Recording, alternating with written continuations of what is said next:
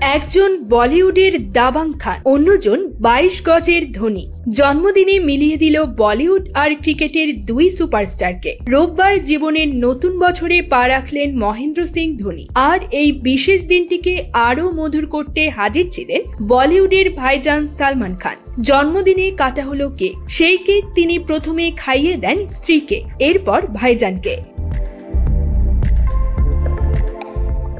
সালমান খান ইনস্টাগ্রামে নিজের এবং ধোনির একটি ছবি শেয়ার করেছেন, যেখানে ধোনিকে কেক কাটতে দেখা গেছে। ক্যাপশনে সালমান লিখেছেন, হ্যাপি বার্থডে কাপ্তান সাহেব। আর যে ভিডিওটি সামাজিক যোগাযোগ মাধ্যমে ভাইরাল হয়েছে, সেখানে সালমান খান এবং সাক্ষী ধোনির পাশে দাঁড়িয়ে তারকা ক্রিকেটারকে কেক কাটতে দেখা গেছে। সাক্ষী তো আবার ধোনির পা ছুঁয়ে প্রণাম করছে, আবার ধোনি মজা করে আশীর্বাদও করেছেন।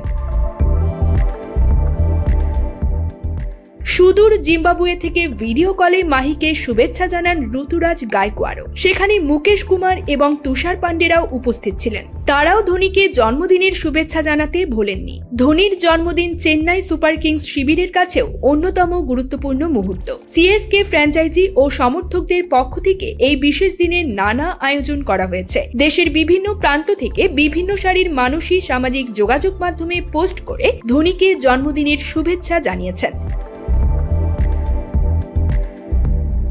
উল্লেখ্য, আন্তর্জাতিক ক্রিকেট থেকে অবসর নিলেও ধোনি এখনো আইপিএল খেলছেন। তার অবসর নিয়ে জল্পনা চললেও ধোনি নিজে মুখ খোলেননি। চেন্নাই কর্তৃপক্ষের আশা 2025 সালেও খেলবেন ধোনি। তবে সবটাই নির্ভর করছে ধোনির ফিটনেসের উপর। তার হাঁটুর চোট নিয়ে ভুগছিলেন ধোনি। সেটা না কমলে আদৌ তিনি পরের বছর খেলবেন কিনা তা নিয়ে সংশয় রয়েছে।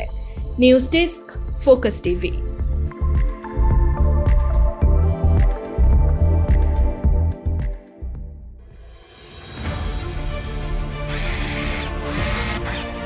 আলোতে থাকুন, ফোকাসে থাকুন, হাত রাখুন প্রজন্মের হাতে।